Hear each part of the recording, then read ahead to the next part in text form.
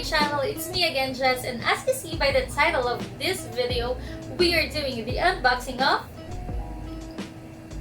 the Huawei Gentle Monster. As you see guys, super excited na ako for this one. I first saw the Gentle Monster sa isang K-drama, which is The Crash Landing on You, and suot siya nung leading lady doon na si Yoon Seri. So, this one is a collaboration with Huawei, with Gentle Monster and Huawei. And sorry guys, I had a little peek on this one. Super excited na kasi ako, but nevertheless, I'm still excited because I haven't tried connecting this to my phone. So I know that you are also excited for this video. So without further ado, let's get into the unboxing. So this is the box that I received from Huawei guys. As you see, it's white, it's minimalist. I really like it. Ang makikita mo lang dito is yung Gentle Monster dito, and then nakalagay yung Huawei. And then on the top of the box, you will see their Huawei logo. So ganyan lang kasimple. And then at the back of this box, makikita mo yung some descriptions, like nakalagay is Bluetooth, and then kung anong company, like Huawei Tech Investment Co.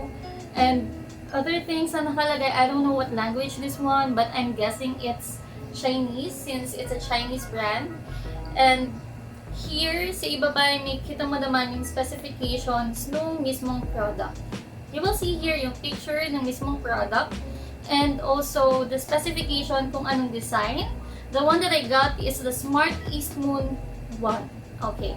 So, hindi siya yung exactly the same or kamukha nung kay Seri, but it will do guys. And you will see here some also of the other descriptions. Meron ding QR code dito, which I haven't tried scanning.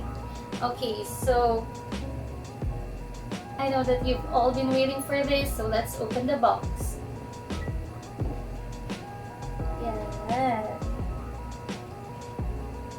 Yes, I can't stop smiling kasi may kita nyo naman guys, ang ganda talaga.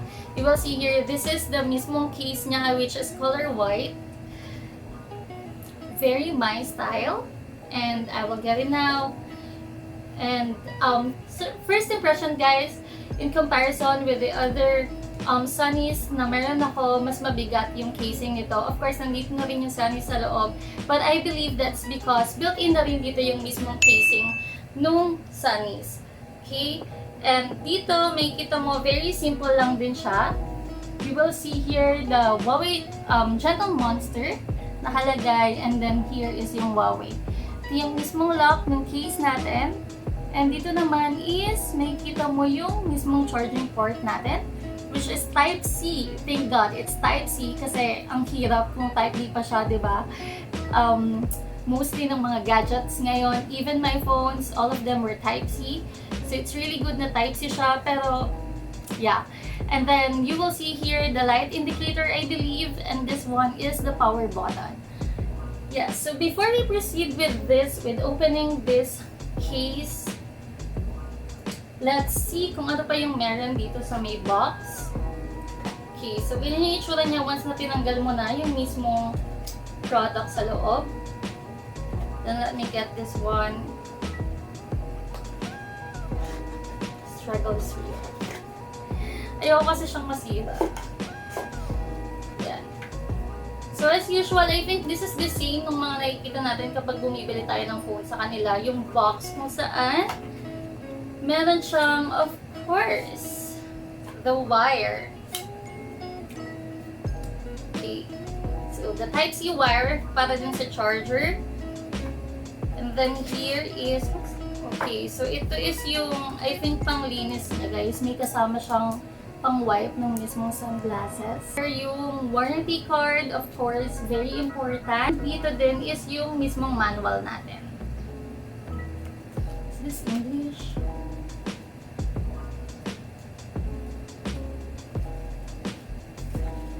No, it's not. It's not English. But anyway, I can just look up sa internet on how to use this one. And, okay.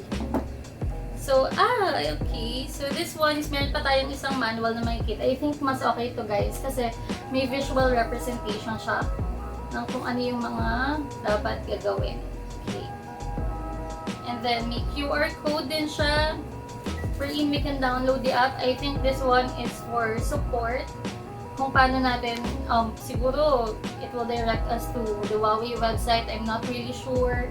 Dito makikita natin how to charge. So nakalagay din dito it's 5 volts 2 amperes, which is basically is parang regular charging lang siya. Okay. Okay, so we now have everything on our table set up.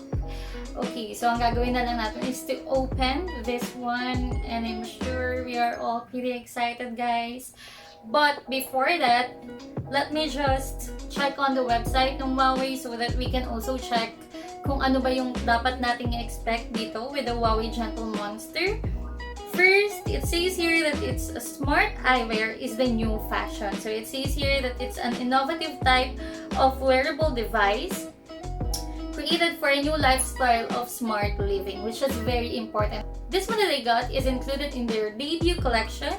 They have 3 types of optical glasses and 4 types of sunglasses. Yung optical glasses nila, guys, is yung smart A-Leo. I'm not sure kung A-Leo or A-Leo. Sobrang slang naman natin doon. Smart A-Leo. Ano ba? Smart A-Leo dash C1. And I'm gonna show you the picture here somewhere in my screen, just in case that you're interested with it. They have the Smart A-Leo 01. And then we do have the Smart Southside 01. So I believe yan yung mga optical glasses nila. And then in terms of their sunnies, they do have the Smart Eastmoon 01, which is the one that I have. The Smart MYMA, I'm not sure if I'm saying it right, MYMA 01. They do have the Smart Her 01. What else? And the Smart Jack by 01. Okay. So they said here, adopting the stacking method, the integrated glass frames utilize various features inside while still achieving IP67, which is level water and dust resistant. So it's IP67. Great! It's functional, right? So we can use it kahit gamitin natin outside or everyday kapag nagta-travel tayo. Dual speakers and semi-open design let you immerse in the vibrant and layered sound field and embrace the impressive audio clarity.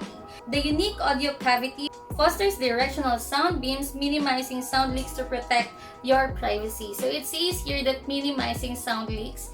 So it doesn't really guarantee na hindi maririnig nung katabi mo or yung mismong sound coming from your sunnies. But then it says here that it minimizes yung sound. Let's open it now. Okay. This one. Anyway, I don't think I mentioned it. It's leather, guys. So, medyo ingat-ingat tayo sa paggamit. Baka, matapunan or something. But nevertheless, ang ganda niya kasi, guys. And very elegant tignan. This is how it looks sa loob. Ito nyo ba? Ayan. I think nagla-light siya pag connected yung mismong sunnies dun sa case.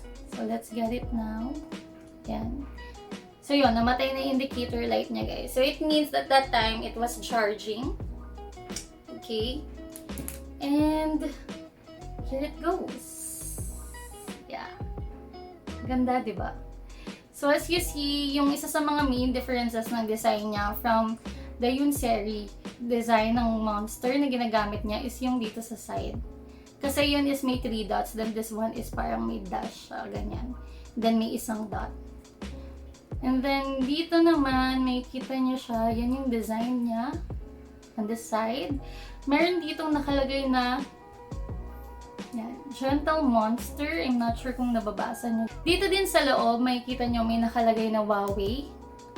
Yan. Here. And, so both sides nakalagay yung Gentle Monster. And then sa right side, nakalagay yung Huawei.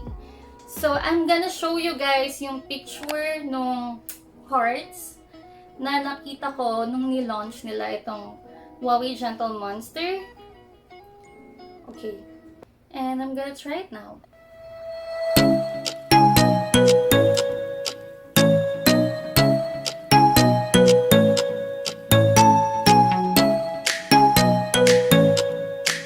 As you see, guys, the design, this is black. So it's classic, it's trendy. Hindi siya basta-basta nawawala sa uso. So this is the one that I really like, and at the same time, I think it will complement any kind of face shape, even if square yung face mo or medyo bilog or medyo oblong, just like mine. I think it will really fit any kind of shape face. Ganda, guys. So dito, I believe dito banda yung speaker. I'm not sure kung saan dyan banda. And then, as I saw dun sa website, dito naman nakalagay banda yung charger nila. I'm not sure kung sa right or left, but I'm gonna show you a crop photo, guys, nung nasa website nila, kung paano yung charging technology nila. We're done with the features, and I believe that all we need to do is try it in our phone. I'm just gonna put this down. I forgot that this is the usual thing that I do with connecting my phone with the devices that I use. So what we're going to do is to put it back. I think this is just the same with the FreeBuds 3 that I'm using. So I have to keep it in the case. And make sure that it's actually connected. So we have to see that there is a green light indication na nag-charge siya. Okay? So once na, I'm not sure if you can see, guys. So once na connected na siya, I'd have to click the power button for a long time. I think for like 3 to 6 seconds or 3 to 5 seconds. And then you will see nagbi-blink na siya, guys. So it means that it's ready to connect sa Bluetooth ng cellphone ko sa AI Live. Okay? So like that. Okay, so now you will see here on the screen na nakalagay na yan na nag-pop up na yung eyewear found. And then we will try to connect. Oh, it's already connected. Oh my god! Just a screen. Meron siyang shortcut which we are gonna try to look at. Okay, so dito may kita natin double tap on left arm for voice assistant. Double tap on the right arm for play and pause. We have smart wear detection, pause audio, or switch the playback device when removing the glasses. This is it, guys. We're gonna try it on. So I'm gonna wear it now. Excited.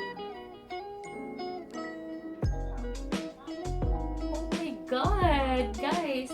I'm not sure if I can record that, but she said hello, good morning to me.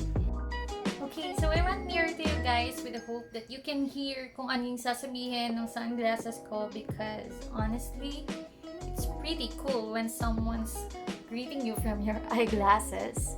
And okay, so what we're gonna do, since we've already tried connecting it to our phone, we already unboxed it, what we're going to do is try the features of this sunglasses from Huawei Gentle Monster. Okay, so what we're going to do first is try yung pause and play ng music. Okay, so what it says here is first, double tap on the right arm for play and pause. Okay, so we're gonna do that now.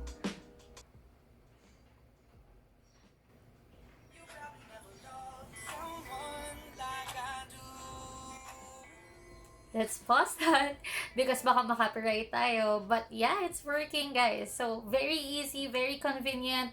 Just double tap on the right, and then it's gonna play the music and then stop for it to stop the music. Okay, so what we're gonna do on the other side, the voice assistant, we're gonna have to tap on the left arm, and then we will see kung lalabas yung voice assistant. But with the voice assistant, I cannot do it with the screen recording dahil hindi siya pwede.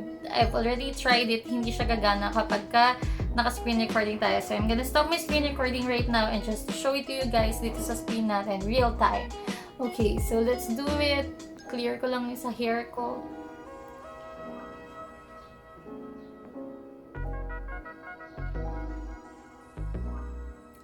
Okay.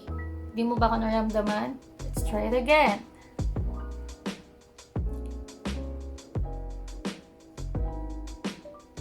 Yeah, it's working. So here you go. Here's the voice assistant. So next that we are going to do is try out calling this phone with my extra phone. Okay, so this is my personal phone, which is the Nova 5T, and I'm gonna try calling it using my extra phone. So hindi ko na rin siya screen record guys kasi hindi siya pwede, so I'm just gonna show it to you sa screen. Let's click this one. It's already calling me. I'm gonna let you. I hope you can hear it, pero matunog siya guys. Then all you have to do is double tap on the left or right. I think it's either both sides. You can do that. Okay. Hello? Hi, it's me. Okay, so pinatay ko siya dun guys. Kasi sayang yung load. But you can also use yung both sides to turn off the call. So that's it guys. I hope you enjoyed this video. Thank you so much for watching. Until next time, bye!